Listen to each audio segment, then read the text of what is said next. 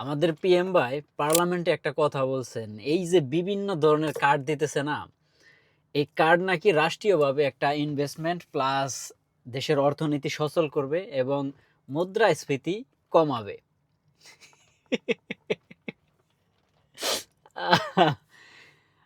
PM ভাই, how it's possible? এটা কি ইনভেস্টমেন্ট হইল? একদিকে হইতে পারে ইনভেস্টমেন্ট, মানে দেশের আপনার ক্ষয়রাতি বাড়াবে, পুরা নেশনটাকে একটা ক্ষয়রাতি নেশন হিসেবে এস্টাবলিশ করতে পারবে। এই হিসাবে এই ক্ষেত্রে ইনভেস্টমেন্ট হতে পারে। আর অর্থনীতি কিভাবে সচল করবে? এই কার্ডের মাধ্যমে কোনো কিছু উৎপাদিত হবে, দেশ উৎপাদনশীল হবে, যে কোনো ধরনের যে কোনো কিছু, কর্মসংস্থান বাড়বে, দেশের মানুষ নতুন করে কোনো কিছু উৎপাদন করবে না। তাহলে কিভাবে এটা আপনার অর্থনীতি সচল করবে? আর মুদ্রাস্ফীতি ভাই, যে কথাটা বলছেন যে কার্ডের মাধ্যমে মুদ্রাস্ফীতি কমাবে, 17 বছরে লন্ডন থেকে এটা শিখছেন।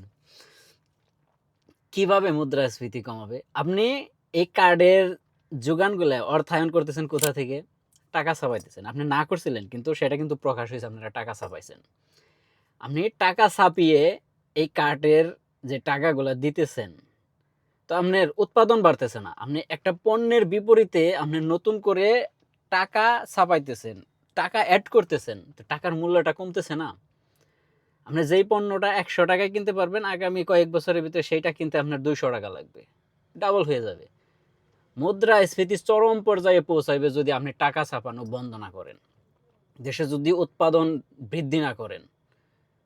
মুদ্রাস্ফীতি কমাবে এটা। হাই রে ভাই, কি বলবো, কোথা থেকে কি শিখে আসছে, কে বুদ্ধি দেয়, কার কথাই চলে, আল্লাহ জানে আর মাবুদ জানে।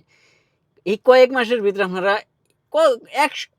কত কোটি জানো আপনারা লোন নিয়ে ফেলেছেন। 2 মাস হয়েছে আপনাদের সরকারের, টাকা ছাপাইছেন। মুদ্রাস্ফীতি চরমে পৌঁছাবে, যেটা আপনারা একদম কন্ট্রোল করতে পারবেন না। It's going to be out of control. Inflation বাংলাদেশে যে কোন পর্যায়ে যাবে, ওই যে মানে কার্ড দিতেছেন না, এই কার্ডের টাকা, আপনি কার্ডে 2000 টাকা দিবেন, এই 2000 টাকা মানে কিচ্ছু না। এর চাইতে ভালো হতো কি জানেন? যদি আপনি দেশের যত ধরনের আপনার এই সিন্ডিকেট চাঁদাবাজি আছে, এগুলো যদি বন্ধ করে দিতেন, তাহলে দেখতেন এই যে আপনার কার্ড দিয়ে মানুষকে ওই 2000 টাকা দিতে হতো না। একটা ফ্যামিলিকে 2000 টাকায় কি হবে?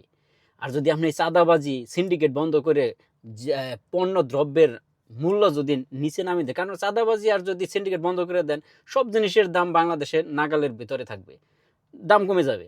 তখন ওই ফ্যামিলিতে আপনি 2000 টাকা দিতেছেন, 5000 টাকা সেভ হবে মাসে, যদি জিনিসের দাম কমে যায়। আপনার এই 2000 টাকার জন্য তাকিয়ে থাকতে হবে না তো।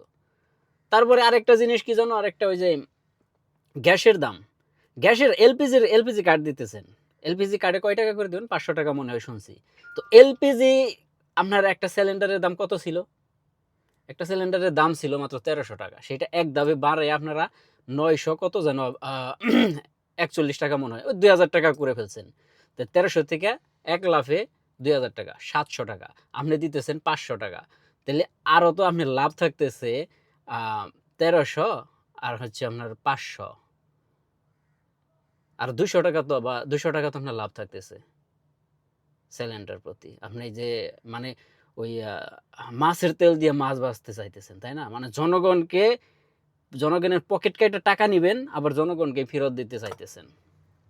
সিলিন্ডারের দাম, গ্যাসের দাম বাড়িয়ে এখন আবার নতুন করে এলপিজি কার্ড দিবেন। জনগণ, বাংলাদেশের মানুষ আসলেই ভাই চরম বোকা।